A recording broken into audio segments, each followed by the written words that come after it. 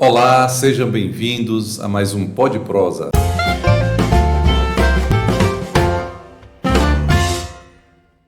Hoje não vai ser diferente dos outros programas. Temos aqui também um convidado muito especial, tenho a honra de recebê-lo aqui. E antes até mesmo de apresentá-lo, eu queria primeiro agradecer a todos vocês pelo apoio, pelos parceiros que estão cada vez mais se levantando. Se você também quer fazer parte desse programa, dessa iniciativa tão importante, você vai ligar para esse número que vai aparecer aí embaixo, vai dar o seu nome, o nome da sua empresa, e tem o maior prazer em divulgar aqui, já agradecendo pela essa parceria, tá bom? Você que tem inscrito no canal, clica no sininho, também vai estar sendo muito bom para nós estar recebendo você aqui conosco, a nossa família, tá bom? Vamos lá, vamos apresentar agora o nosso convidado, uma pessoa especial, conhecidíssima, acho que pouca gente que está nos ouvindo aí, nos vendo, não vai conhecê-lo, mas hoje é a noite, ou o dia, ou o momento da gente apresentá-lo de forma mais íntima, pessoal, já que a gente vai ter aqui um programa só para falar de política, só para falar dessa área tão importante nos dias de hoje. Então eu quero apresentá-lo, seja bem-vindo, Joailton. Boa noite, pastor Fábio, boa noite a todos que nos veem nesse momento. Para mim que é um prazer, pastor, estar aqui dividindo essa bancada com o senhor e uma oportunidade ímpar para mim e a gente discutir algumas coisas que, na verdade, sejam de interesse da sociedade sobre os assuntos que nós vamos tratar aqui hoje e que eu espero que possa contribuir com essa conversa que nós vamos ter hoje, com essa prosa que nós vamos ter hoje aqui. Não tenho dúvida. Vamos falar de um assunto muito pertinente. Gente, eu acredito que o Joailton até vai concordar comigo. Nós estamos vivendo épocas que cada vez mais, cada cidadão brasileiro precisa mergulhar mais sobre política. O país hoje abandonou a política e está vivendo politicagem. A gente vai falar sobre isso hoje. Então, cada vez mais você precisa aprender mais sobre política, como funciona essa engrenagem que rege hoje o país, né, que transforma locais. Inclusive, eu tenho percebido aqui mesmo, na cidade que nós estamos aqui instalados, em Valença, que essa época é um burburinho, muda totalmente o cotidiano da vida de cada um. Então, eu acho necessário hoje, cada cidadão, de maneira particular, aprender um pouco mais sobre política, se envolver nisso, porque estamos vivendo momentos realmente difíceis no país e, quiçá, do mundo, né? A polaridade chegou em tal nível que está sendo quase impossível hoje você ter uma conversa saudável com alguém sobre política. Então eu vou abordar isso hoje com o Joailton, mas antes de qualquer coisa eu quero que ele fale um pouquinho como é que ele mergulhou da política, como é que ele conheceu a política, quando foi que isso aconteceu, se era desde pequeno ou a política te encontrou. Fala um pouquinho para a gente sobre isso. Na verdade, senhores e minhas senhoras, a política para mim ela foi de uma forma casual. Eu sou um funcionário público, eu sou engenheiro agrônomo, sou funcionário aposentado do Ministério da Agricultura e durante minha vida profissional eu trabalhei com pessoas. Eu trabalhei com coordenação de programas voltados para a agricultura, especialmente para o atendimento a agricultores, no primeiro momento para produtores daqui da região cacaueira, porque eu sou funcionário da CEPLAC, lembro. Onde eu fiquei durante 45 anos. Entrei na CEPLAC em 1975. E de lá para cá minha vida foi trabalhar com gente. Então eu sempre trabalhei com programas, com projetos e, sobretudo, com administração de pessoas. Eu sempre trabalhei com coordenação de equipes e com programa de desenvolvimento regional. Então, sempre trabalhei com programa de incentivo, análise e avaliação de resultados nas regiões produtoras de cacau, no meu caso, no estado da Bahia. Então, eu militei durante muito tempo com esse público, que é um público que eu me relaciono até hoje. Mais voltado para a zona rural, né? Especificamente para a zona rural. Então, eu tive a oportunidade de trabalhar em vários municípios da região Cacauê, e terminei parando aqui em Valença, onde eu tenho em Valença já mais de 30 anos. Vim para aqui como profissional, vim antes, e eu vim com uma relação pessoal com a família de o saudoso Natan Coceiro de Matos, que é o pai de Hilton Coceiros, que é hoje candidato a prefeito de Valença, e foi através das mãos de Natan que eu vim aqui, e aqui eu fiz o concurso para a CEPLAC e ingressei na CEPLAC. Então a política, para mim, ela entrou como um retrato de trabalho. Então a política, para mim, é um resultado daquilo que eu produzi durante 45 anos da minha vida profissional. Está tudo inserido, né? Tudo inserido. Então, a minha relação, eu digo sempre o seguinte, que o meu compromisso e a relação é com a zona rural, que é onde eu aprendi as lições da vida. Porque a gente faz faculdade, mas a gente aprende, sobretudo na minha área, você aprende com o trabalhador e com o produtor rural. Então, foi a minha grande escola, e aí eu comecei a trabalhar, e a política entrou por acaso. Minha família não tem ninguém política, eu venho de uma família muito simples, né? Meu pai também era trabalhador rural, minha mãe era dona de casa, eu tenho só uma irmã, que é casada com Hilton hoje, que é Glorinha, que é minha irmã. E a partir daí, em Valença, como eu entrei numa família que falava de política, e fazia política, mas fazia política no sentido da essência que eu considero que é política, que é fazendo bem às pessoas, é respeitando as pessoas, e é fazendo políticas públicas. E a política hoje, a pessoa está num viés completamente distorcido da essência do que é a política. Pois é. A política é servir as pessoas e é trabalhar para aqueles que mais precisam, sobretudo, porque a política pública ela tem uma prioridade absoluta para as pessoas que mais precisam dos recursos públicos, porque toda a escassez, a carência das pessoas que mais precisam é para exatamente ser suprida pelas políticas públicas. E aí a política deve ter esse compromisso com essas pessoas. Infelizmente, a política é praticada hoje de uma forma completamente diferente da sua essência. Por isso que é preciso que a gente saiba o que é fazer política com qualidade e o que é se aproveitar da política para se beneficiar do processo político. Que bom que você tocou num assunto muito importante, que é a política pública, que é uma coisa que praticamente eu não ouço há alguns anos. Não é? Geralmente, quando se falava de política, se pensava só nisso. Hoje não. Hoje é um viés muito mais partidário e às vezes até particular. Mas falando até nisso, eu queria até que você desse mais assim uma abrangência maior do entendimento do que é política pública, porque muita gente nova agora não tem nem ideia do que você está falando. Né? Fala um pouquinho sobre essa abrangência do que é política pública, a finalidade principal do cunho político, da existência até desse nome, e por que isso distorceu tanto durante os anos? Veja bem, o Estado brasileiro ele se responsabiliza por traçar diretrizes que são transformadas em programas, e esses programas têm a finalidade de atender, nas diversas áreas, os diversos segmentos da sociedade, das camadas, tanto as menos favorecidas quanto as mais favorecidas. Então, a política ela atende todos os públicos. Então, é traçado programas nas diversas áreas, e esse programa ele é distribuído através das unidades federativas. Então, tem o governo federal, que tem as políticas traçadas pelo governo federal, através dos ministérios.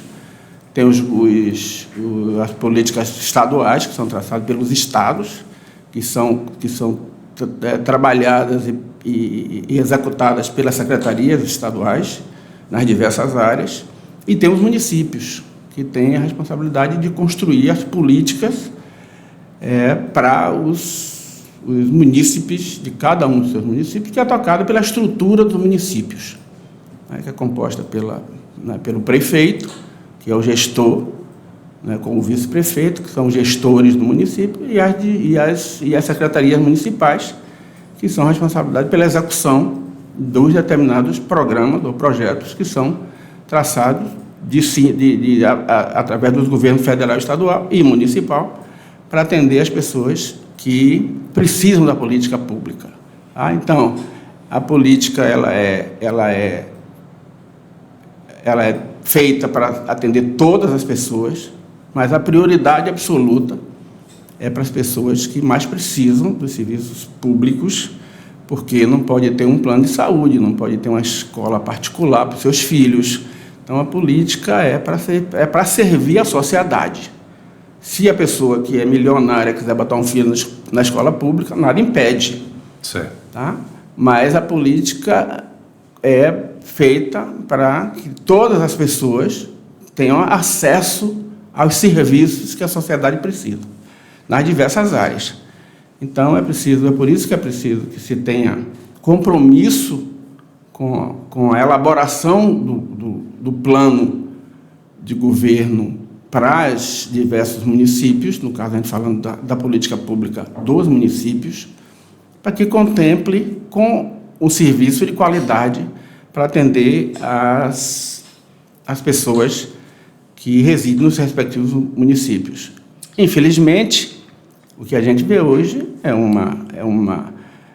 uma deteriorização do serviço, né?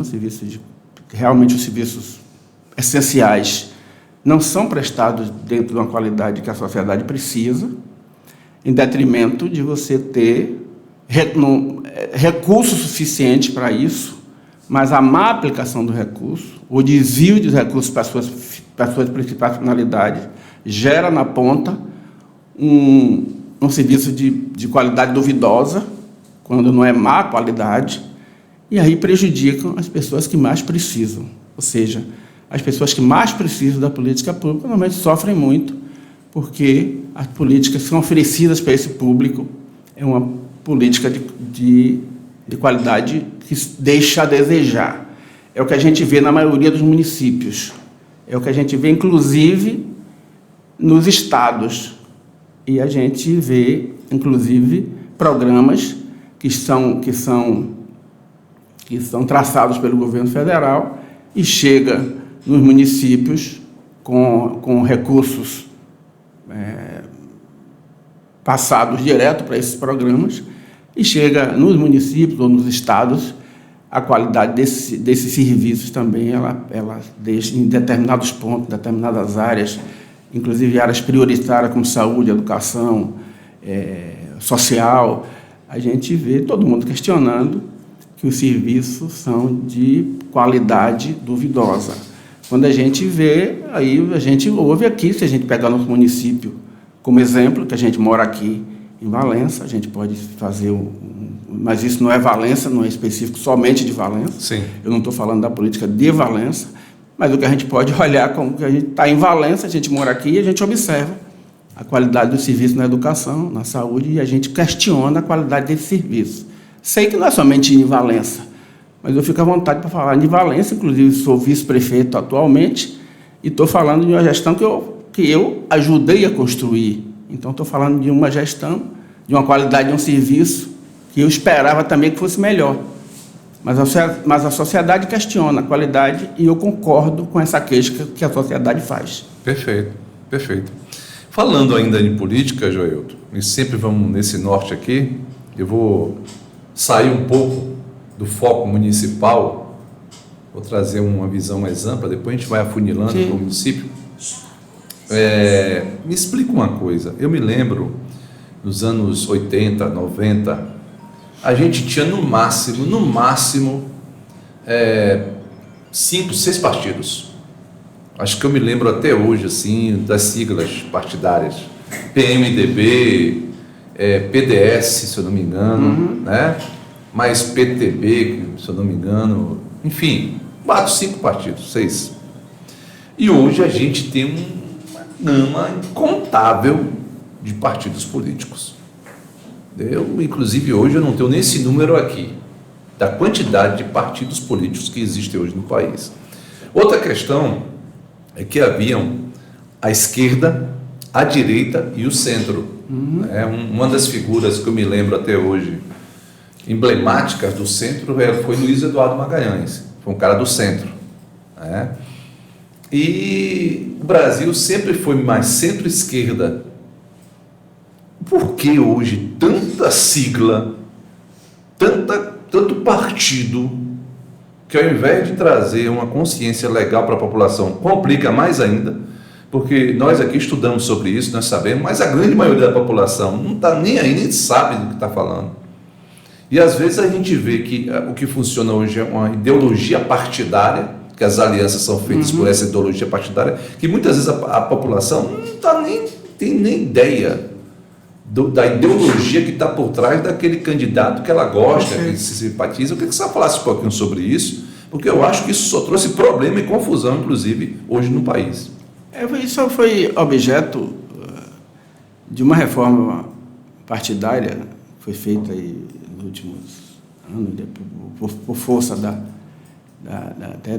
da Constituição de 88, logo depois, e infelizmente os partidos caíram numa situação de uma avaliação que muito pouco importa. Eu acho que até quando tinha menos partidos, as pessoas se valorizavam muito mais as siglas do que se valoriza hoje. Perfeito. Hoje, os partidos são simplesmente siglas que os candidatos participam porque são obrigados a participar. E que recebem do governo federal. Perfeito, tem fundos partidários. Né, que é uma fábula hoje, fundo partidário, cada partido, se o partido tem. Inclusive, tem um registro. Pessoas que abrem a partido só para isso. Tem um registro hoje,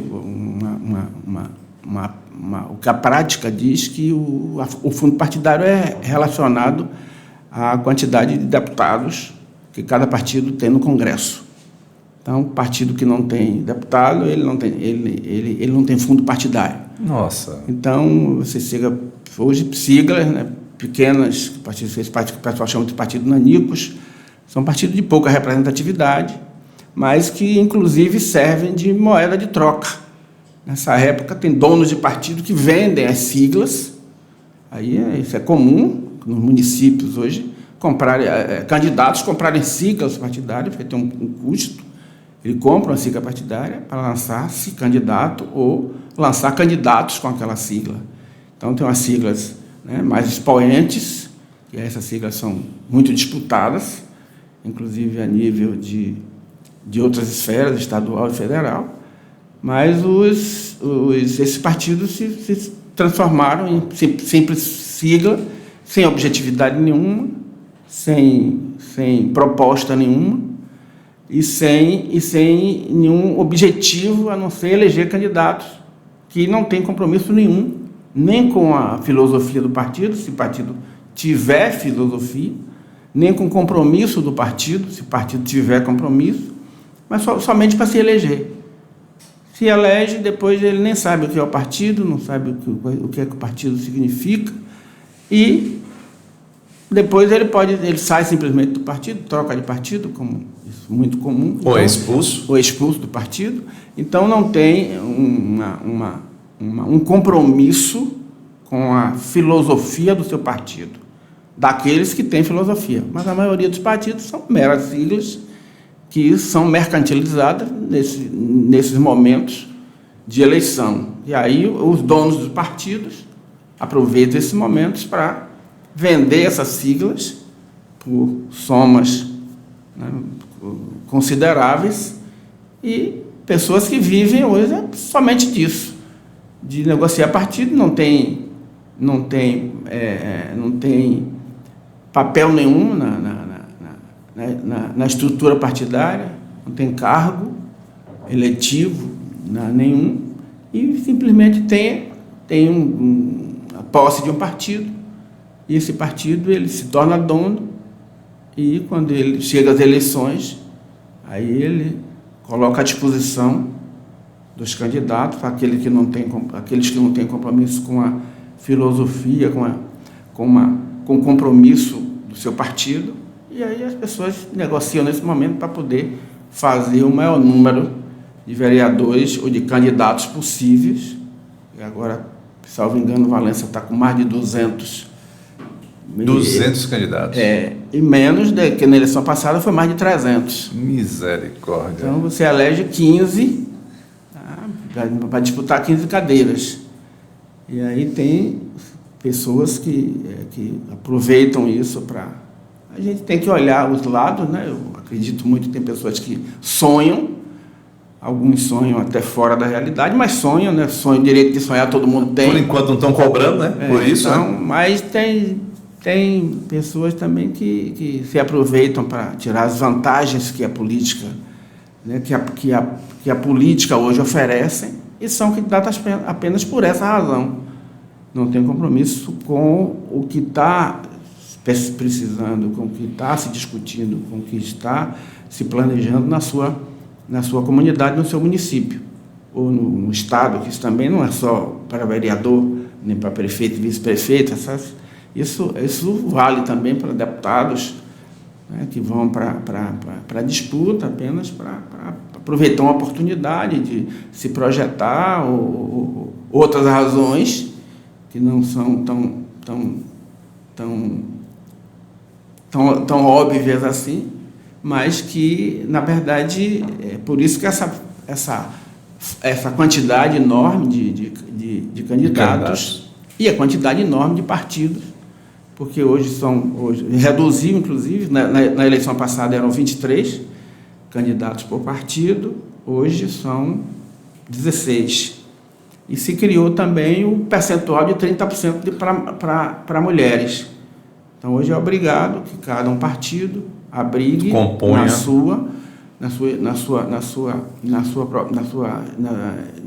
na relação de seus candidatos, 30% tem que ser mulheres. Então, essa eleição agora a gente tem 11 homens e 5 mulheres como composição mínima. Os 30% de mulheres é mínima, o do homem é máximo. Sim. Então, a mulher tem que ser, no mínimo, 30%. Sim.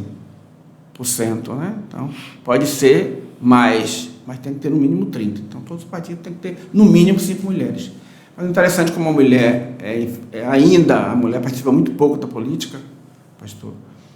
Então, é difícil você... Aí a mulher, como uma mulher muito mais comprometida, e aí eu sou homem, mas reconheço isso. Sim. E lá em casa eu tenho um exemplo disso. Quando a mulher pega para fazer... A mulher mais comprometida com isso, ela não arrisca muito ir para uma política para fazer de conta. Sim. Por isso é que é mais difícil você achar mulheres para concorrer a cargos eletivos. Isso. Homem você acha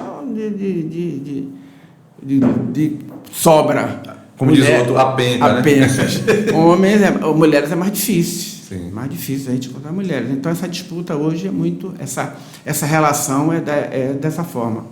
Por isso que tem esse apelo, e é importante você ver hoje um exemplo, a Câmara de Vereadores de Valença não tem uma mulher. Nossa. Né, com tantas mulheres, até mulheres que disputaram a eleição. Aí tem outra coisa também que eu acredito, sinceramente, que como a política ela está tão indo para um caminho tão pessoal, inseguro, né? não muito claro as questões de política, a mulher tem mais cuidado em acessar esse tipo de terreno. Então, por isso... Eu acho até que os homens querem que continue assim. Se fosse possível não tirar, acho que nós não faríamos questão. Não dá para fazer brincadeira com mulher, né? Não dá, não. Não dá. Então tem isso aí, e é por isso que tem esses apelos aí, que eu acho muito pertinente. Eu considero hoje que o jovem e a mulher têm que participar mais da política. Os jovens têm que assumir a política em todas as instâncias. Sim. E tem aquela história das pessoas que dizem que não participam de política. Uhum. Então a gente sabe de tem uma coisa que diz aí, um ditado que diz aí, alguém que diz, uma máxima, que se você não escolhe seu candidato, você é governado por outra pessoa que escolheu. Sim. Tá? Então você precisa se definir, mesmo que você erre. Tem um posicionamento. Se posiciona. Mesmo que você erre, mas amanhã você diz, errei, mas não me omiti. Porque a omissão é aquela ruim, porque Perfeito. depois eu não participei, eu não contribuí com isso, mas você se omitiu também, você não assumiu a responsabilidade do seu município. É interessante você falar nesse assunto, porque eu vou tocar aqui agora numa questão que você que está aí agora me assistindo, talvez você não tenha nem conhecimento disso. Às vezes você vê uma pessoa que você até gosta, sabe que é uma pessoa íntegra, e se envolver em política, até candidato a alguma coisa. Você, poxa, eu gosto dessa pessoa, ela é legal. Eu não sei se vocês que estão me vendo aí, Joel está até aqui para me corrigir, se eu estiver errado. Existe uma lei chamada Lei de Fidelidade Partidária. Ou seja, hoje você não vota num candidato, você vota no partido. Você vota numa ideologia partidária. Então, essa pessoa que você gosta, ela vai se inserir dentro de uma estrutura que já está pronta, e ela vai ter que se submissa a essa estrutura ideológica partidária, porque se ela não se submeter, ela se encaixa nessa lei de infidelidade partidária. Ela pode ser expulsa. E se ela não tiver legenda, ela fica sem poder se candidatar. Então, às vezes, a pessoa é obrigada a se submeter a padrões que ela mesmo disse o tempo todo que não aceitava, mas por causa dessa lei hoje, ela vai ser obrigada a aceitar. Por exemplo, me corrija se eu estiver errado, o fundo partidário, ele não é dividido entre os candidatos do partido. Ele é lançado para a diretriz do partido, o presidente, ele recebe o fundo particularmente e distribui para os seus pares. Estou errado? Isso, não. Pronto. Então, assim, se a pessoa está ali inserida dentro de ideologia partidária, ele quer dar uma de santão, diz, não aceito isso não. Há uma lei que legaliza a expulsão dele por infidelidade partidária. Estou errado? Não, É isso está mesmo? certo, é isso mesmo. E aí, onde é que isso demonstra que há clareza na política? Onde é que está a clareza? Por exemplo, você que está aí agora me ouvindo, você não vai votar na pessoa. Então, tem São Antônio que você gosta, gente boa, legal, cheio de boa intenção. Você tem que ver quais são os partidos que o São Antônio se filiou, qual a ideologia desse partido. Porque, por exemplo, você é contra o aborto, o partido pode ser a favor do aborto, entendeu? E você está voltando num corpo partidário, ideológico, que lá na frente vai querer aprovar a lei do aborto e você patrocinou isso. Você sabia disso? Então, isso é importantíssimo essa conversa aqui. Importantíssimo. E, inclusive, eu queria até te perguntar isso, de que é interesse de tanta gente se candidatar? Eu sei que nós vivemos no Estado democrático de direito, mas será que não tem interesses de que muita gente concorra? Porque a gente sabe que tem os favoritos que quando começa a campanha, esse vai ganhar, ele vai ganhar. E os outros que compõem é mais para tirar voto do que propriamente ganhar. É isso mesmo ou está errado? Não, é isso mesmo. Veja só, as pessoas, os candidatos e os eleitores, eles deveriam, antes de tomar uma decisão, o candidato, antes de se candidatar, ele deveria, primeiro, ele entender qual a proposta do seu partido. Perfeito. Porque um partido, ele tem Uma ideologia. Tem regras que regem a estrutura do partido. Isso. E isso é estabelecido. Tem atas registradas. É estabelecido, isso é definido pelo. Então, cada partido tem assume sua posição. Então, a gente entende de que os candidatos deveriam saber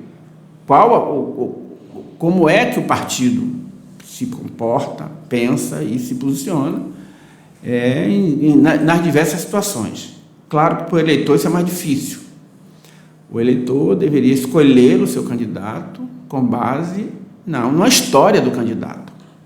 Porque você não pode votar, porque o voto é um instrumento de uma importância muito grande. Isso. Tá? E é um instrumento que é dado ao cidadão o direito dele não confidenciar para ninguém a decisão que ele tomou.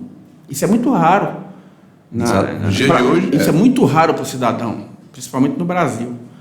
Você não ser julgado por aquilo que você faz ou por aquilo que você pratica. No caso do voto, é a única oportunidade que você tem e ninguém sabe o que você vai fazer. Ninguém lhe julga por aquilo. Julga o resultado. Você influencia ao escolher o seu candidato.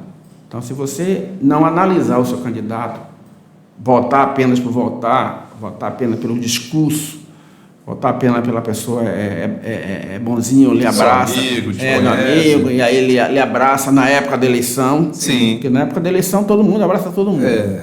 Depois da eleição as pessoas têm um comportamento completamente diferente. É verdade. A gente vê os exemplos que dificilmente o candidato ele é o mesmo quando candidato e depois eleito. Normalmente as pessoas se transformam e se transformam para uma situação que a gente considera que não é adequada, porque você muda de postura, você muda de figura. Então você é gentil, você é cordial, e quando você encontra você o tempo todo, aí, né? E aí quando você se elege, você muda completamente o seu hábito. Você já não conhece as pessoas, né? Então aí então é preciso que as pessoas se atentem para isso e escolha o candidato de acordo com a análise de um perfil do cidadão. Currículo. Não é porque o cara não lhe abraça, não, é por você saber como é que a pessoa vai... Você vai entregar o seu município, a sua vida, a vida de milhares de pessoas na mão de uma pessoa. E a política brasileira, na minha avaliação, ela tem um equívoco muito grande, que ela é monocrática. O poder está 100% na mão do titular. Exatamente. Quem comanda é o clero. Se o titular, se o gestor de uma determinada esfera estadual, federal ou municipal, ele tomar uma decisão, essa decisão ela prevalece, mesmo que ela seja equivocada, mesmo que ela seja errada. Isso até, me perdoe de interromper, você entrou num assunto muito pertinente. E eu vou explorar um pouco isso. Sim. Nós sabemos que o país possui 4 poderes. A nação é regida por 4 poderes. Esse país é considerado um Estado democrático de direito justamente porque o poder não é monopolizado, é dividido em 4 poderes. Exatamente. Não é isso? Isso. Os 2 principais, né? A gente entende que são os 2 principais, a Câmara de Deputados e Senadores, que legisla, né?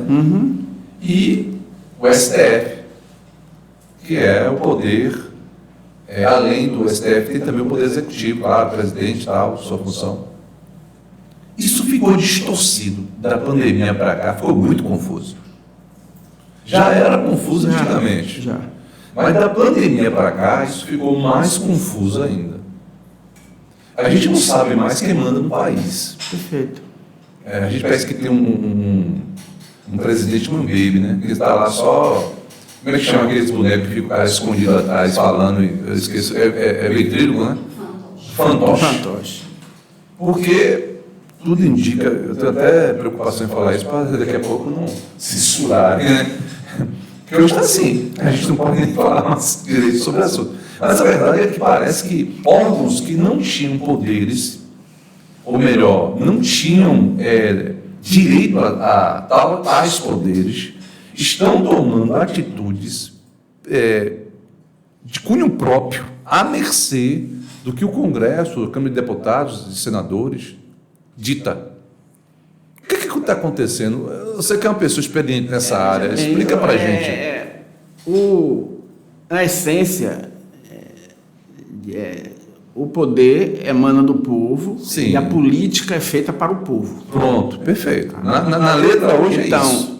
O povo elege e tira. Sim. Né? Se ele não tiver... Então, se ele quiser, se ele souber a força que ele tem, ele elege, se ele quiser, em qualquer momento ele tira. Só que nós nos acostumamos muito a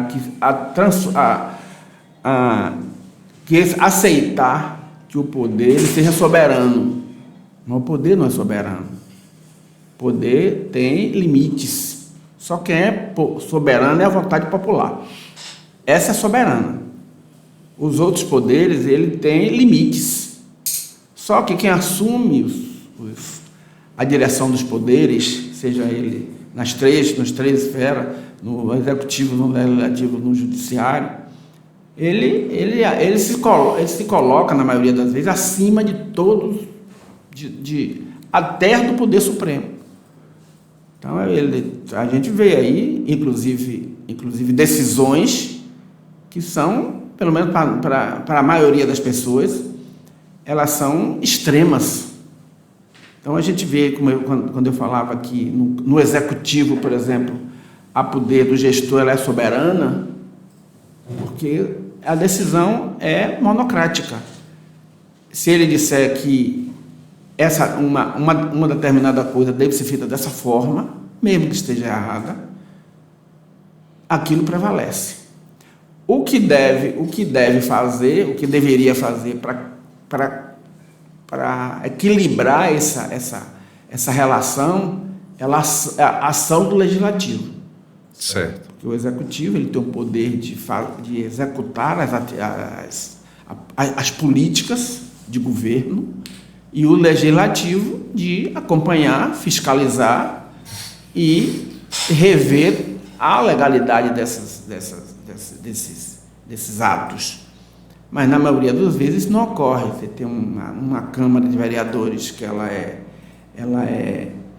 omissa, ela não faz, ela tem receio, por várias razões, de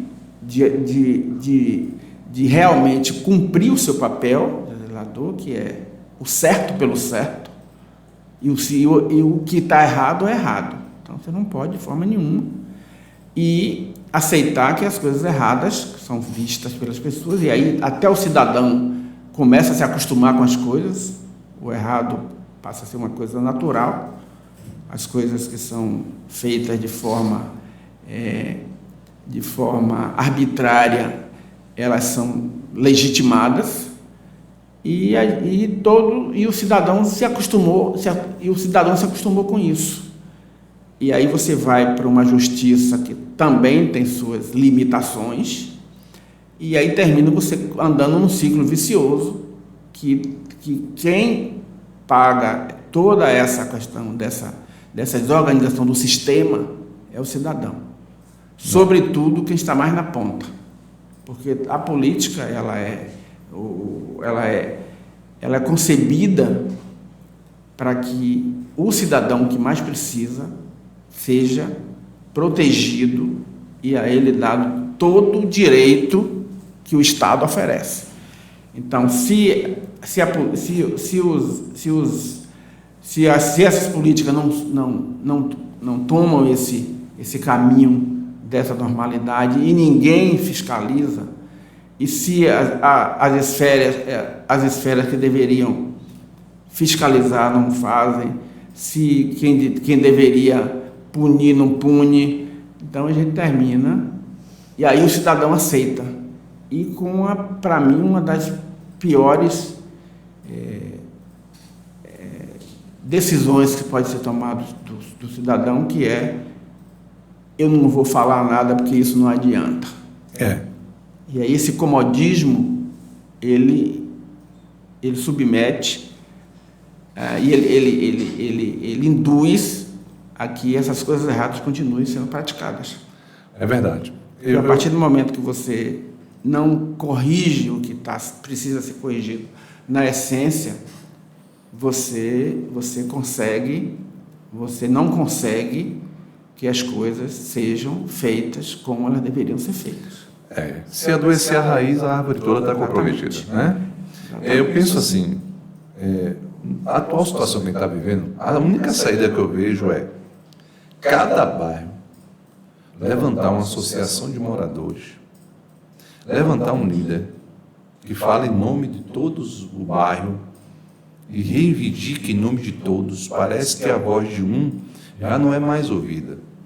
Então, se essas pessoas entenderem isso, a nível de cooperativas, associações, ter uma só voz de todos, talvez eles sejam mais escutados. Mas enquanto for uma voz única, vai ser só um sino que tine, mais nada. Para mim, uma das saídas é essa aí. Por que eu falo isso? Até eu quero sua opinião. Por que eu falo isso? Porque a gente sabe que hoje é uma máquina que funciona ou a favor de quem está no governo, ou a favor de quem quer entrar. Não há mais tanto interesse popular nessa questão. É só uma guerra para ver quem fica no poder. Para quebrar isso aqui, é preciso, além de candidatos sérios, de partidos sérios, comprometidos com a política pública, é preciso também uma coesão de pessoas comprometidas com isso. Porque eu me lembro que toda vez é a mesma conversa. Vai ter política agora. Vamos votar em fulano, fulano eleito. Aí ele vai ver o dele. Deixa esses camaradas vir na minha porta pedir voto, que eles vão ver o dele. E quando vem a política, é a mesma coisa, meu amigo.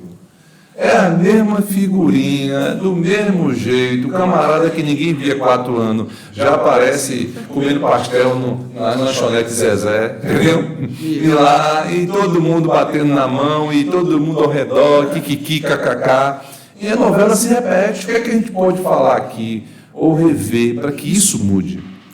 É muito comum a gente ouvir hoje, eu trouxe até um assunto interessante, que é muito comum a gente ouvir hoje isso.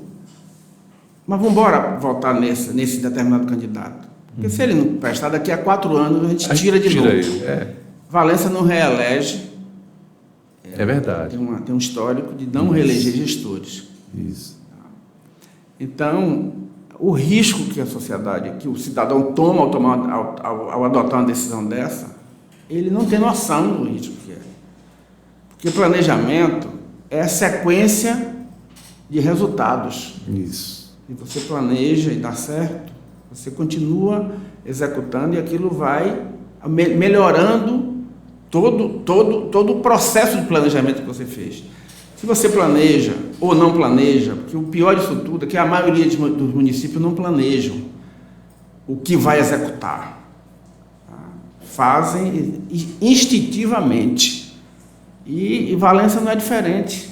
E é até um absurdo a gente considerar isso num município como Valença, que tem 100 mil habitantes, aproximadamente.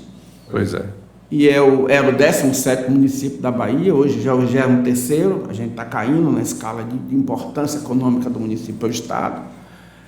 A gente não reelege e a gente tem um atraso que, quando você não reelege, você começa do zero. E se você leva 4 anos e você não consegue evoluir no planejamento estratégico, você volta para o zero. O município não avança. O município não se desenvolve, o município não produz, a sociedade fica mais pobre, mais empobrecida, as oportunidades são menores, é por isso que a gente diz que o jovem tem que atentar para isso. Mas é para a essência, a gente vê exemplos na política brasileira de jovens que estão se destacando aí. Então, se você não consegue fazer com que esse planejamento seja sequência, a gente é um prejuízo enorme para a sociedade. A gente tem exemplo de municípios, capitais, por exemplo, que tem um resultado por conta da reeleição do gestor. Por quê? Porque teve um planejamento estratégico, teve tempo, no horizonte. Normalmente os municípios fazem planejamento quando se planeja para 20, 30 anos, e essas gestões deram sequência a esse planejamento. E a gente tem exemplo de município que não planejaram, não reelege o gestor ou o sucessor daquele condutor desse programa, e o município só tende a regredir. Então, você vê municípios onde não se reelege, Valença é um exemplo disso, não reelege, e a gente tem na história de Valença, nas últimas décadas, um retrocesso Terrível. que é visível aos olhos. Com certeza. E aqui eu não estou criticando a atual gestão, nem gestão nenhuma. Eu estou tratando de uma questão que é lógica, que é real. Valença hoje é um exemplo de descaso por conta de falta de condição de planejamento. Mas a maioria dos municípios, que quando o candidato se candidata, o partido, o grupo, ele é obrigado a fazer isso, essa exigência eleitoral, programa eleitoral, ele é obrigado a fazer um plano de governo. Esse plano de governo é o que ele pretende fazer durante os 4 anos da sua gestão. Mas 99,9% dos municípios não abre nem a primeira página do seu plano de governo. O plano de governo é feito apenas para cumprir uma exigência da justiça eleitoral. Sim. Não é um compromisso do grupo político, do candidato, dos candidatos com o desenvolvimento do seu município. Cumprir o protocolo, depois vai fazer o cotidiano, o dia. E o pior disso tudo é que quando você não planeja bem, a tendência é aplicar mal o recurso. Porque o que otimiza o recurso é um planejamento estratégico bem feito. Então, se você planeja bem, você planeja o que vai fazer e o que vai gastar. E gasta com equilíbrio, com coerência, com consciência daquilo que está sendo investido. Quando você não planeja, você não sabe nem o que vai fazer e nem o que vai gastar. E termina os municípios não prestando conta daquilo, e aí fecham as contas sem compromisso nenhum daquilo que foi feito, nem daquilo que foi planejado. Entendeu? Então, isso é a dinâmica dos municípios hoje em dia. Então, você vê, depois da pandemia, por exemplo, a receita dos municípios quase que dobrou, ou mais que dobrou. Então, os municípios que recebiam, em média, o município do Porto de Valença, que recebia, em média, 14, 15 milhões, hoje recebe o dobro. E continua pior. E pior do que... Então, a gente vê, por exemplo, municípios menores, e aí no nosso entorno, a gente vê municípios menores, não quero nem citar exemplos aqui, mas municípios bem menores, que teve nos 4 anos se aproveitado dessa injeção de recurso que foi feito, porque com a questão da pandemia houve uma retração do repasse de recursos aos municípios. E com a volta à normalidade, o governo federal repassou o que ficou reprimido. Então, os municípios tiveram, nesse ano, um valor normal, mais o Estado, fora as verbas carimbadas, que vem verba para programas específicos, que são verbas do governo federal, que repassa verba específica para determinados programas dentro do município. Claro que o custo fica para o município, porque ele repassa o recurso, mas o custo operacional é do município. Mas o recurso para o programa ser executado e bem executado é do governo federal. E o governo federal repassa o recurso com regularidade. Então, além disso tudo, tem isso. Então, o município que não se organiza, não se planeja, a tendência dele é ter uma administração caótica e, principalmente, se o gestor não tiver nenhuma noção do que é administração pública. Imagina. Do que é você gerenciar pessoas. Porque gerenciar pessoas, você trabalhar com pessoas, é uma tarefa que exige um pouco mais do que uma vontade de sentar de uma cadeira. Um pouco mais que boa intenção. Boa intenção. Então é preciso que você saiba aproveitar o potencial de cada uma das pessoas que fazem parte da equipe, né? Escolher os coordenadores, a equipe. Né? Sem apadrinhamento, pelo perfil de identidade, com aquela tarefa que ele vai executar, e com uma competência para aquilo que ele se propõe a fazer, ou que ele se propõe a coordenar.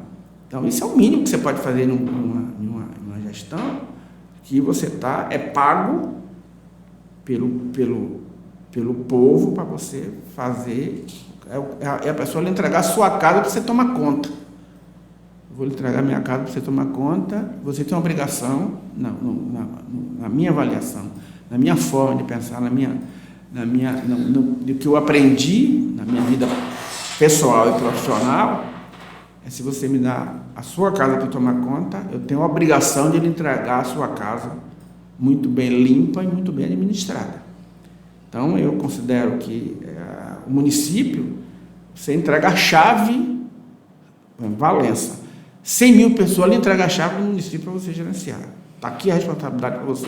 Me entregar a minha casa daqui a 4 anos melhor do que eu estou entregando. Então, se você entrega pior, você precisa ser analisado quais as razões que fizeram com que você não cumprisse o que está pactuado, porque falta de recurso não foi, falta de condições não foi, então tem alguma coisa aí que precisa ser revista, e aí o eleitor precisa ter essa consciência em votar em um candidato que ele tenha programa, que ele tenha projeto, e tenha, sobretudo, planejamento estratégico de um horizonte de tempo. A Valença hoje precisa estar focada em um planejamento que ela dê nortes para programas como recuperação da Valença. Hoje você precisa recuperar toda a estrutura física do município. O município, quem vier assumir o município vai pegar realmente uma situação muito, muito complicada, porque você precisa reconstruir toda a estrutura física do município. O município que os logradores estão todos arrebentados, você não tem espaço de mobilidade, né? Então você não tem nada, e além disso você não gera na ponta as oportunidades que precisam. Nós estávamos falando há pouco instante aqui sobre a falta de oportunidade que a sociedade oferece. Se você é um jovem hoje que vai ter entra na idade de apta para o primeiro emprego, ele para ter uma oportunidade compatível com o esforço que foi feito por ele ou pela sua família, ele precisa sair de Valença. Incrível. Infelizmente, a realidade do município é essa. O município não oferece uma expectativa para quem se capacita, para quem se habilita, para quem estuda. Você pode estudar e dizer assim, vou estudar, mas raras são as áreas que oportunizam que o profissional, filho de Valença, que se qualifica, ele venha, retorne para a sua cidade e seja reconhecido como profissional, não só monetariamente, não estou falando não só financeiramente. Sim. Estou falando da oportunidade mesmo dele desenvolver um trabalho, ser reconhecido como profissional, valer a pena ele se sentir orgulhoso por ter voltado para a sua... As pessoas que fazem isso dizem apenas, eu vou me qualificar, mas eu sei que eu vou precisar sair do município.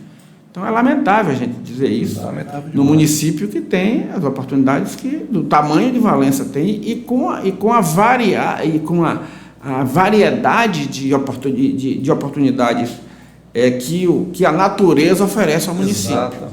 Então você tem oportunidade, é um município forte na agricultura, a gente tem um potencial, e for falar em agricultura, vai me permitir, eu estou na minha área. Sim. Então, quem está salvando ainda a economia de Valença. É o município e as ilhas. Porque as pessoas hoje, a gente chega, tem um exemplo clássico hoje. Você chegar eu não sou, mas alguém me falou isso, que eu nem tinha observado isso, e uma pessoa me chamou a atenção sobre isso. Se você chegar, não estou fazendo propaganda também, mas você chegar num determinado mercado aqui em Valença, se você olhar, você quase não conhece as pessoas que estão ali fazendo. Verdade. Porque 90% não é de Valença. Sim. Então as pessoas vêm para aqui, então essas pessoas estão fazendo a economia geral, porque a economia do município, ela está lenta, ela não está oxigenando o desenvolvimento do município. Se não fosse esse município do entorno que vêm fazer as suas compras em Valença, eu não sei como é que estaria a nossa economia. E a agricultura, que ainda, graças a Deus, ela está com todas as dificuldades que tem, de estradas ruins, de falta de segurança, de escola para os filhos de péssima qualidade, de saúde nem se fala. Então, mesmo assim, esses homens e mulheres da zona rural ainda estão fazendo com que a economia do município ainda respire. Porque até para o processo primário de comercialização, que é uma feira, é um espaço lastimável hoje, que as pessoas têm até vergonha de ir na feira de Valença. E já se dizia antigamente, as pessoas diziam que você quer conhecer o município, vá primeiro na feira. Pela feira você tira quem é o município. Isso. Então, se você for na feira de Valença, você dá a nota que Valença merece hoje, infelizmente. Eu vou até ser mais profundo aqui agora, Joilton, sua permissão. Eu tenho vou fazer 15 anos em Valença. Valença me abraçou, eu abracei Valença. Para mim, Valença é uma moça mal cuidada, né? Linda, porém, ninguém cuida. Ela está precisando de alguém que tenha mais carinho por Valença. É lindo isso aqui. Isso aqui é lindo, naturalmente lindo. E mais bonito que Valença são as pessoas de Valença, né? Então, se tivesse alguém realmente focado, eu creio, eu tenho esperança nisso, porque na teoria a coisa funciona. Porque na teoria é o seguinte: é um prefeito que tem todo o seu corpo ali, que ele escolhe para reger a cidade, seus secretários. Se eles não funcionam, tem a Câmara de Vereadores, que é para ser a voz do povo, esse papel fiscalizador que cobra do Executivo, que cumpra o seu plano de governo. Se a Câmara de Vereadores falhar, tem o Ministério Público, denuncia o Ministério Público. Então, assim, na teoria, funciona. O problema é na prática. Porque o prefeito tem um plano de governo que, a maioria das vezes, não cumpre. Né? Não cumpre. Depois tem a Câmara de Vereadores, que deveria fiscalizar, mas não fiscaliza, porque boa parte já foi também comprada, ou está ali apenas como bam-baby. E eu não falo do Ministério Público, porque não adianta, quando a estrutura está toda pronta e não há povo nisso, não tem como o resultado ser bom.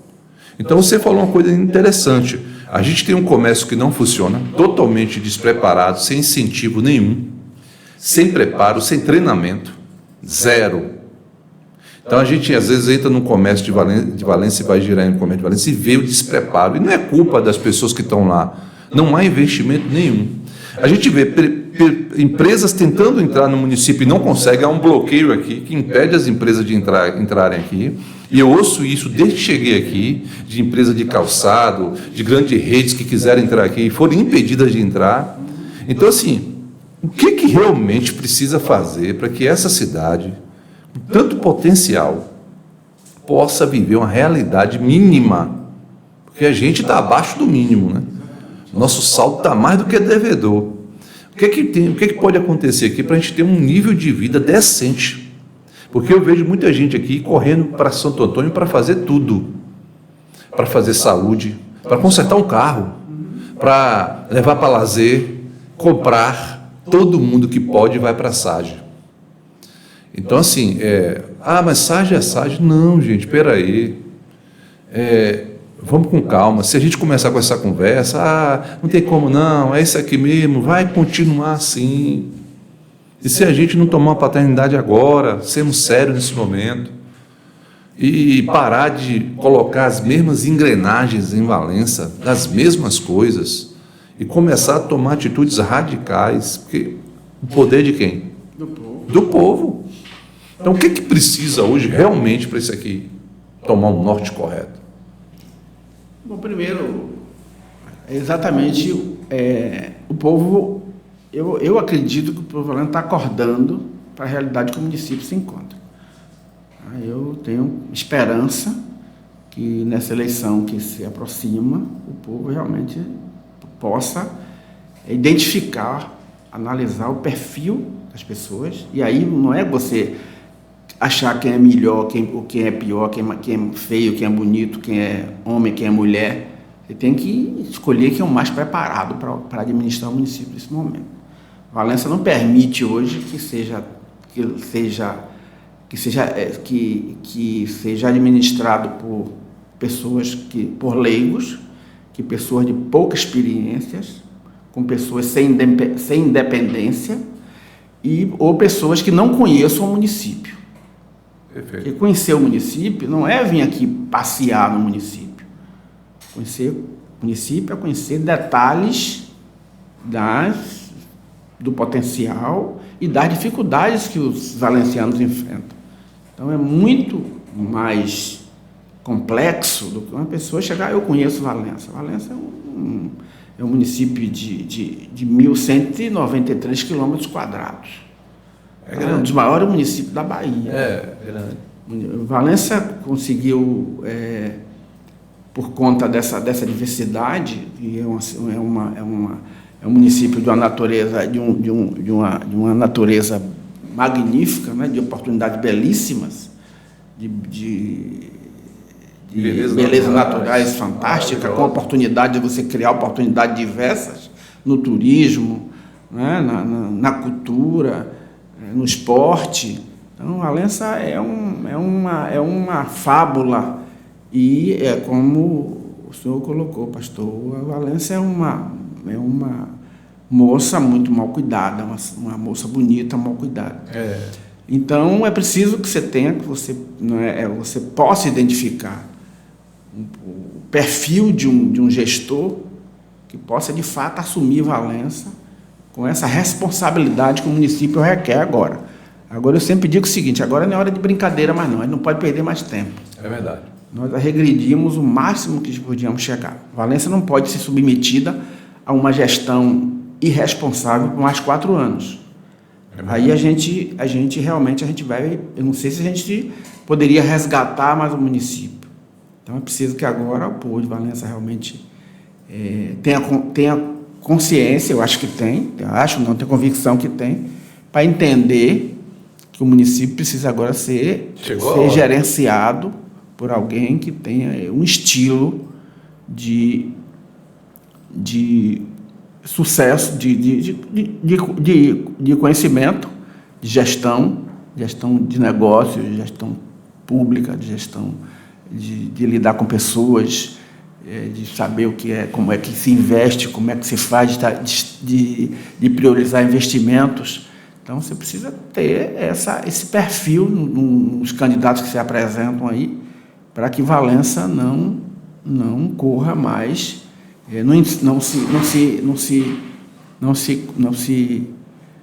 se submeta mais a esse erro, que não é culpa também, eu não estou dizendo que é culpa da sociedade de Valença, porque a gente às vezes erra tentando acertar, na maioria das vezes, o eleitor erra tentando acertar, mas o que eu peço imagino que a sociedade vai refletir agora, é que se errar, eu vou de qualquer um, porque se errar, eu tiro de novo. Isso é um risco muito grande e a gente não pode pagar esse preço, a Valença não merece pagar esse preço, porque a gente está sacrificando as gerações futuras. Nossos filhos. Então, a turma aí que está chegando de 15, de 12 a 20 anos, está pagando a conta de um passado mal gerenciado que a cidade sofreu. Só para a gente trazer como exemplo aqui, Santo Antônio, nos últimos 10 anos, teve um crescimento, a população de Santo Antônio, que a gente, para Santo Antônio, comparando, há uns 8 anos atrás, mais ou menos, Valença tinha 95, 98 mil habitantes, Santo Antônio tinha 95, 96 mil habitantes, era um pouco menor do que Valença. Santo Antônio hoje tem 140 mil habitantes, uma estrutura moderna, e Valença caiu para 85. Então, Valença regrediu até na população. Não, é vergonhoso. Você em Valença parece estar saindo. As pessoas dizem assim, mas não pode se comparar com Valença. Mas a gente precisa comparar os municípios que têm Com certeza. Mas eu não preciso comparar Valença com Santo Antônio, com Se Santo Antônio de Jesus, não. tem um comércio bom, pujante, não tem a beleza natural que aqui tem. Guaibim é a galinha dos ovos de ouro, está lá largado. Perfeito, exatamente. Um abraço aí para o pessoal do Guaibim, Então, está largado lá. eu não preciso comparar Valença só infelizmente, para esse tipo de referência, de comparação, não. Porque a Santo Antônio não, porque se a gente esquecer, mas Santo Antônio está perto da BR-101, mas se você comparar, por exemplo, eu posso chegar para comparar Valença, Laje, que tem 12 mil habitantes, 13 mil habitantes, olha, é 5 vezes menor do que Valença. Veja o que aconteceu de desenvolvimento, eu estou falando de desenvolvimento, para o município do tamanho de Laje. Isso a gente não precisa nem tão longe. Não, se for fazendo comparação, a gente vai com o Tancredo Neves, a gente vai com o Tancredo Neves. Vai ficar feio, Então, entendeu? Então a gente precisa ter referências, não estou comparando, estou estabelecendo referências, que teve o mesmo período, recursos compatíveis com o tamanho dos seus municípios, as oportunidades foram as mesmas, e a gente tem, só que a gente não teve sorte com as gestões passadas. Então a gente precisa olhar para frente, Valença precisa entender que cada coisa tem que ser tratada da sua maneira. O comércio de Valença não pode se misturar com comércio ambulante. Você não pode vender peixe, você não pode levar. Eu estou dizendo que as pessoas que estão ali não podem ter oportunidade de emprego. Não estou dizendo isso, eu estou dizendo que as pessoas que estão ali buscando ganhar o pão de cada dia, ela precisa ter um lugar adequado, que não é ali, para desenvolver a sua atividade. Exatamente. E o gestor precisa saber onde é que vai colocar aquele pai e mãe de família que está ligando o produto no lugar que ele possa fazer isso, no lugar que ele possa fazer isso, mas que ele, dentro de uma estrutura que seja compatível com o ordenamento do espaço público. Que não pode você pegar uma coisa aqui em Valença, que você pega um ponto, estabelece, daqui a pouco você bota um sombreiro, aquilo ali vira e pronto. Então, as pessoas têm que saber que ele pode fazer aquele tipo de comércio, mas é preciso que ele tenha disciplina, que ele saiba que tem um local adequado para ele fazer aquilo, que ele vai ter toda a estrutura de um banheiro, de um local razoavelmente em condições de fazer aquilo decente, para ele poder desenvolver suas atividades, para ele desenvolver sua atividade e ganhar o pão de cada dia. E não ir para cada um ponto e fazer o que faz. O Guaibim, por exemplo, você citou aí, o Guaibim é uma prova inconteste da fragilidade da gestão. Não quero nem usar outro termo, para não dizer que eu estou sendo duro demais, mas fragilidade desse termo. E olha as consequências que existem. As pessoas do Guaibim estavam me contando outro dia que pessoas que tinham residência no Guaibim, e isso tem um efeito multiplicador enorme na economia ao avesso, no desenvolvimento do município, no subdesenvolvimento.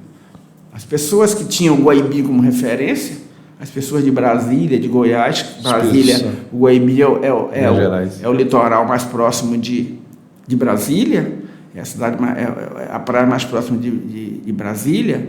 Nós temos parente lá em Brasília, e Valença é tido assim como, olha, não vai para lá não, porque lá é terrível. Então aí você divulga isso negativamente, quer dizer, todo o crescimento do Guaibim foi por uma propaganda que foi feita por as pessoas que vinham visitar, depois falavam bem, alguém vinha visitar, comprava uma casa aqui, se desenvolveu. Agora as pessoas estão vendendo as casas, os moradores daqui. Essa imagem de que o município que a praia bonita, que é o Guaibim, aquela maravilha, está sem nenhuma estrutura do espaço público adequada, a mínima para os moradores, as pessoas estão dizendo isso. Aí, a sublotação de hotéis, porque as pessoas não vêm mais para os hotéis, vendem as casas por preço irrisório, a propaganda está lá na ponta, dizendo não vá para lá não, porque então quem vem para aqui, você vai para outra praia, vai para outro local, não vá para lá não. Quer dizer, as pessoas que vinham para aqui e que faziam propagandas positivas, hoje fazem a propaganda negativa, e a economia do município começa a sofrer muitas quedas nesse tipo de intervenção. Aí o turismo vai para... Sofre todo mundo. Aí todo mundo sofre. Sofre todo o mundo. Emprego, quem tinha vagas de emprego, reduz, e aí você entra numa queda aí em cascata, que é um efeito terrível para o desenvolvimento do município. Então a gente tem o município numa situação que poderia estar hoje numa situação muito diferente do que está hoje.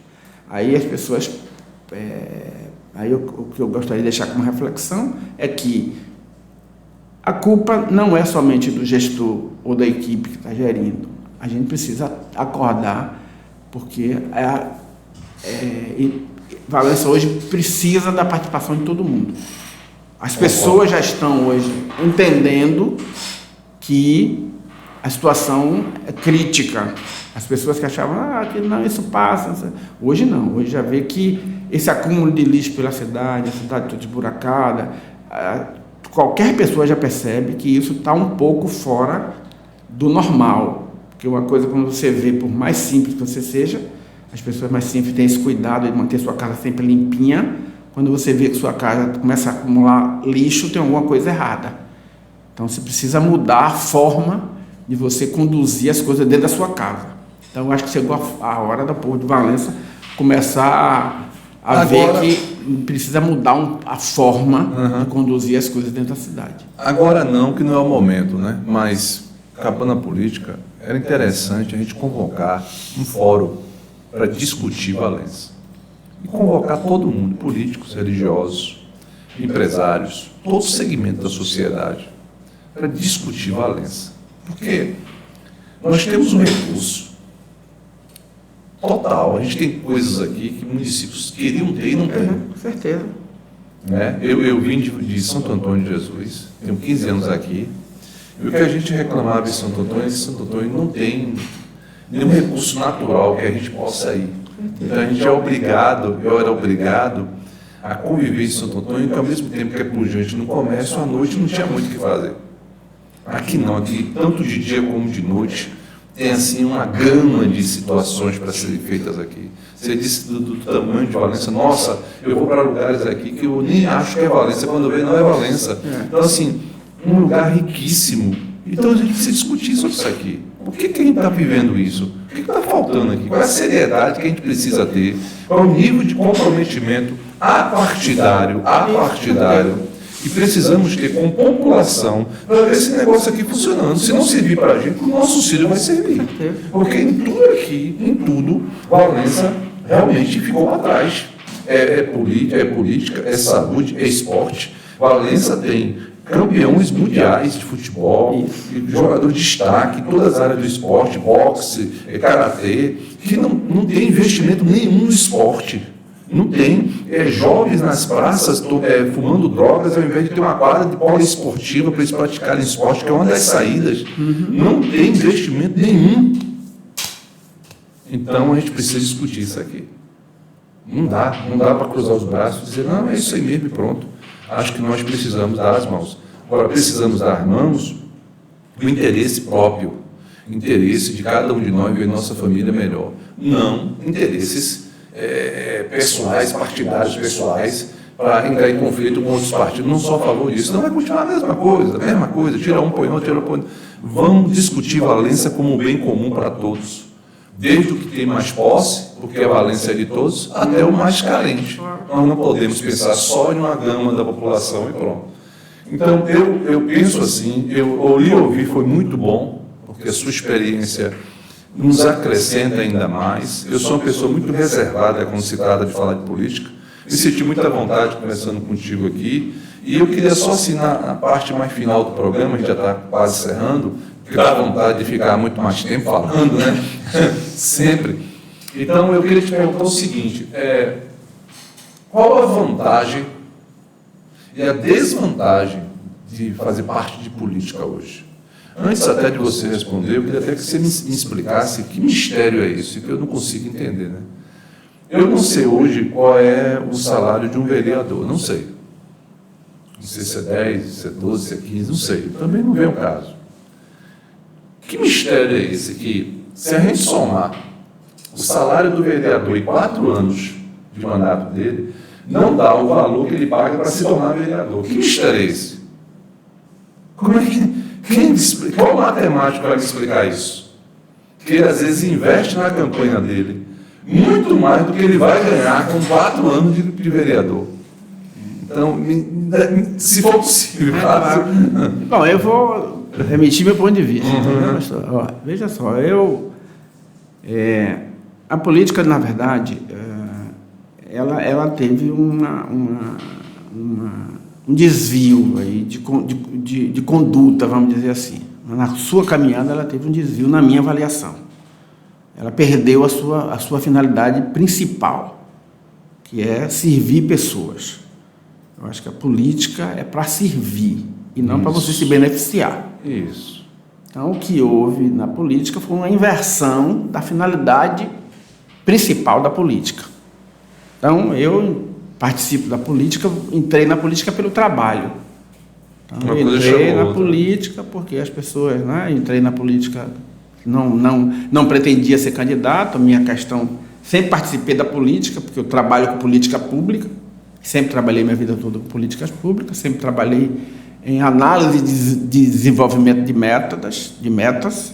Então, eu tinha um público e no meu trabalho eu precisaria, a minha empresa, que me avaliava pelo resultado que eu trazia para o meu público. Então, se eu não levasse um resultado positivo para o meu público que eu trabalhava, que eu trabalho, então eu teria uma avaliação baixa.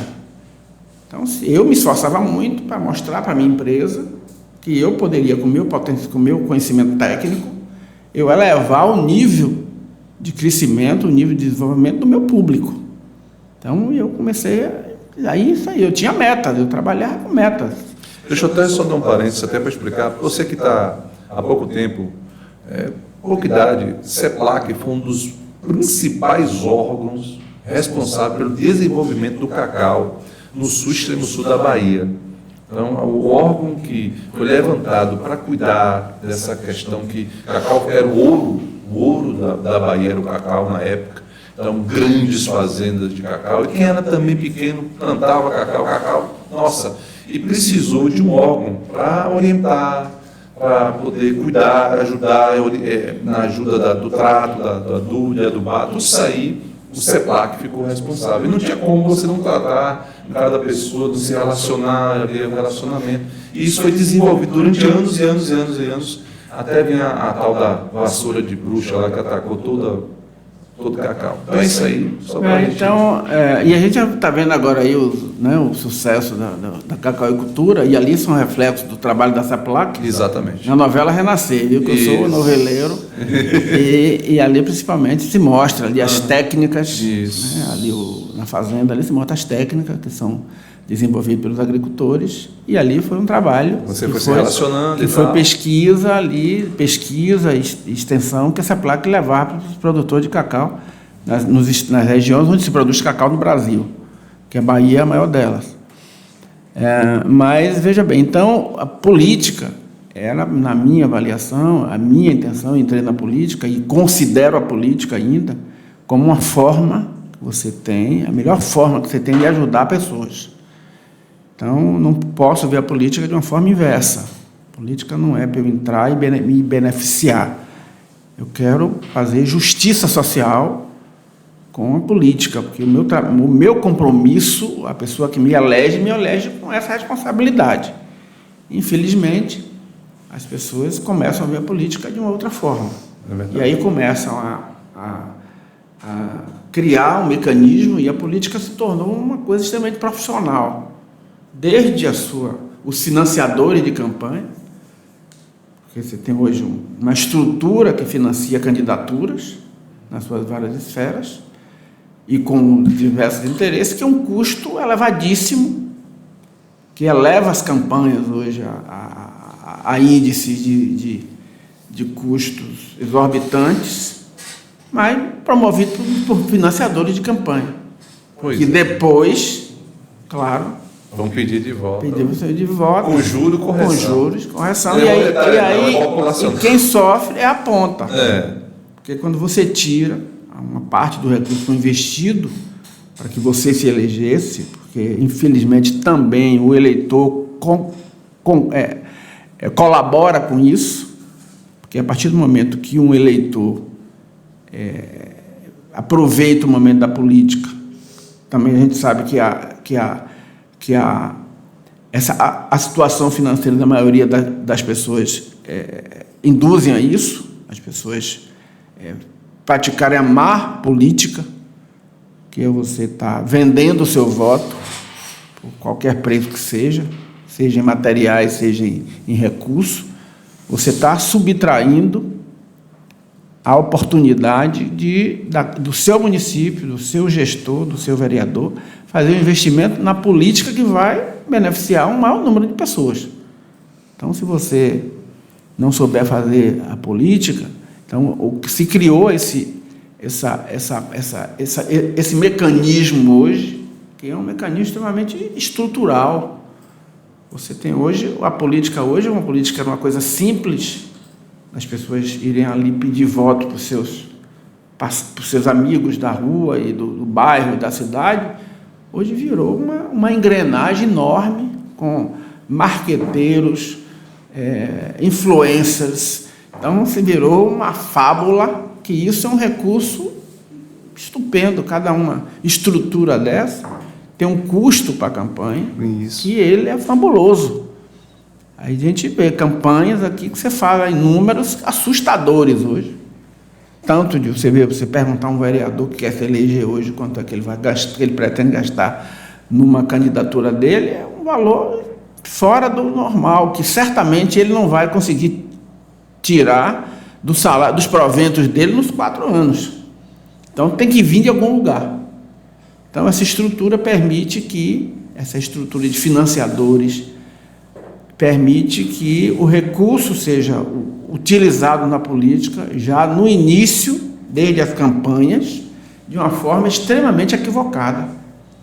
E isso, o preço, quem paga é quem está na ponta. Quem paga é quem... Como é que você paga, que a pessoa paga o preço? Com escolas sucateadas, uma saúde sem resultado, sem efetividade nenhuma. Isso aí você vê em todos. Claro que quem paga isso é o município, são os munícipes, porque o governo federal está lá, mas quem mora e quem precisa da política pública é quem está no município. Porque ninguém mora no Brasil. O eleitor não mora no Brasil, ele mora no Brasil, mas ele mora em Valença, ele mora em Cajaíba, ele mora no Orobó, então aqui é que está o problema. Então, se o recurso não for devidamente aplicado, as comunidades, principalmente as comunidades mais diferentes, são as comunidades da zona rural, as comunidades ribeirinhas, os indígenas, os quilombolas, que são comunidades de baixo poder aquisitivo, e a estrutura a estrutura desse povo, dessas comunidades, elas são muito precárias. Então, precisa efetivamente de políticas públicas, de uma educação de qualidade, de saúde de qualidade. Quando você não tem recurso, ou o recurso para no meio do caminho, vai ficando alguma coisa, vai fazer falta lá na frente. Então, a política, ela é conduzida por pessoas que infelizmente, se profissionaram na política, ou se profissionalizaram na política, que tem muita gente que diz que política é feita hoje para profissionais, não é mais para amadores. Política, devia ser assim, política é feita para cidadãos honestos. Deveria ser o critério do conceito da política. Eu acho até que o melhor e o pior do ser humano está na política. Pois é. Então, se diz assim, então, a política é feita de profissionais, quer dizer, as pessoas se profissionalizam na política. Tem gente que respira a política 24 horas por dia, 365 dias no ano, porque vai criar o mecanismo de como se aproveitar de toda a estrutura política que, se o gestor não tiver conhecimento, não tiver experiência, não tiver sabedoria e não tiver pulso, a estrutura frágil que ela se torna. E o aparato que é feito para isso é um aparato que, em nível de Estado, ele, como o senhor disse, pastor, na prática, era para funcionar. Era para funcionar. Né? A estrutura é bem feita. Câmara de Vereadores, Executivo é para executar, Câmara é para fiscalizar, Ministério Público é para punir se houver irregularidade. É perfeito. Mas, quando você vê, tem alguma coisa nessa construção aí que ela não acontece da forma como ela deveria, que essa engrenagem deveria funcionar. Então, é preciso que o eleitor comece a despertar. Claro que a gente não está falando nisso, que na próxima eleição o eleitor já vai consertar tudo de errado na política. Não vai ser assim. Mas começa pelo começo. Uhum. Começa escolhendo o melhor candidato que você tem para o seu município. Estuda direitinho as propostas. Comece os vereadores que têm proposta, que têm história. Não é história de ficar lá só fazendo piseiro para repetir mandato ano após ano. Então é para ter história na política, para ter história na sua... Olha o histórico do candidato, como é que ele é na vida privada dele, como ele é nos seus negócios, como ele é na sua empresa, como ele é no seu trabalho, como ele é... Enfim, a sua história política, a história faz o cidadão, a história faz o homem. E se você errar menos nessa escolha, certamente o resultado que você vai ter, a contribuição que você vai dar para o município, você vai ver lá na ponta. Você vai ver o resultado para futuras gerações. Então a gente tem que estar pensando nisso, preocupado com isso e pedindo a Deus que nos ilumine para que a gente cada vez mais. Né? É só ouvir o que Jesus falou, né? Pelos frutos conhecereis. Pronto, olha os frutos e analisa. Umas vezes, eu não vou dizer o nome por questão de ética, uma pessoa me pediu voto. Eu disse, rapaz, eu até lhe respeito muito, vejo que você é uma pessoa séria, mas como é que eu vou votar em você se seu partido apoia aborto, liberação de drogas? Eu até gosto de você, mas é incoerência minha. Dar um voto para você, estou dizendo sim para isso. No meu caso, eu não sou a favor, particularmente falando. Como é que eu vou votar? Então, eu acho que tem que ter nesse ponto. Hoje o voto tem que ser pensado dessa forma. E você que está aqui nos vendo, você tem ferramentas, inclusive, para verificar isso. Tem o portal de transparência do município, tem o portal de transparência federal, para você saber se o candidato que você votou está indo seguindo o que você pensa em relação à política, ou só fez falar e na prática não votou no que você acredita. Tudo isso hoje você pode monitorar. Com esse celularzinho que você tem na mão aí, volta e você fica vendo TikTok, Instagram, que é legal. Para um pouquinho, portal de transparência. Deixa eu ver meu candidato como é que está aqui. Pronto, verifica. A gente tem um aparato hoje. Está em nossas mãos. Só que a gente não faz uso disso. E quem paga o preço? Nossos filhos que não têm colégio, não têm escola, não têm merenda escolar. Nossos filhos que não têm um programa de saúde sério na cidade. Você vai fazer uma cirurgia hoje aqui em Valença, não tem como, é 2, 3 anos você pegar uma fila. Aqui não tem recurso de medicamento, você procura um medicamento, não tem uma farmácia aberta 24 horas, porque não tem segurança pública na cidade. Enfim, a gente está refém. Aí eu durmo em casa orando o Senhor, deixa ninguém passar mal aqui não, porque se passar mal de madrugada, eu não sei o que fazer. Não sei, porque se levar para o hospital, não criticando o hospital, que está sobrecarregada a maternidade, não tem culpa, aí leva para lá, você vai conhecer lá e não vai ser atendido. Então, assim, a gente precisa fazer alguma coisa. Assim não dá.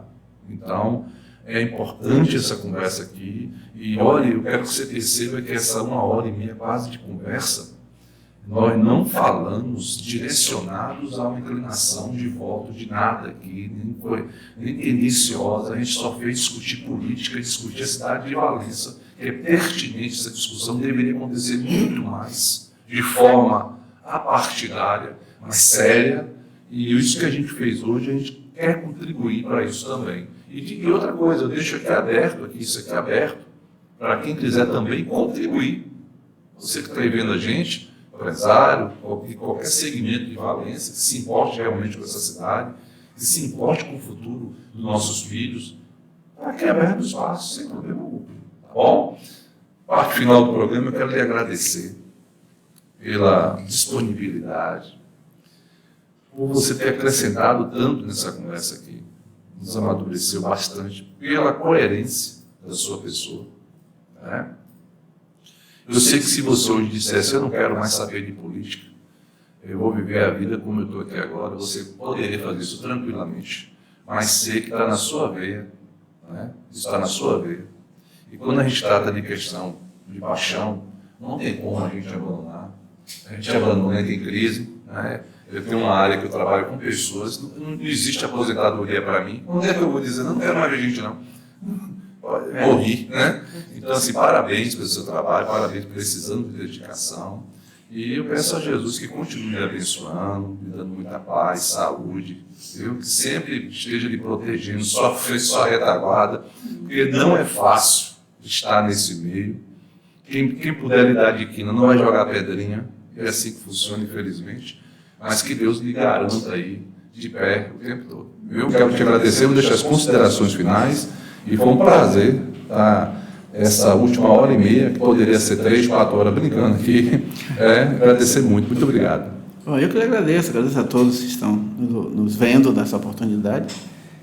E, na verdade, é isso, pastor. Eu, só para deixar bem claro, eu não tenho essa paixão por política.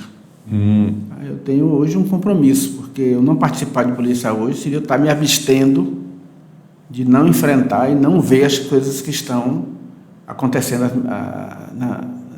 às minhas vistas e eu não poder tentar corrigir um pouco. Então é muito difícil.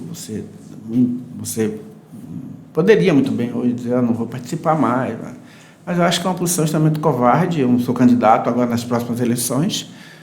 Talvez eu não seja candidato, não sei como é que vai ser a minha vida, mas não estou na política para disputar cargo.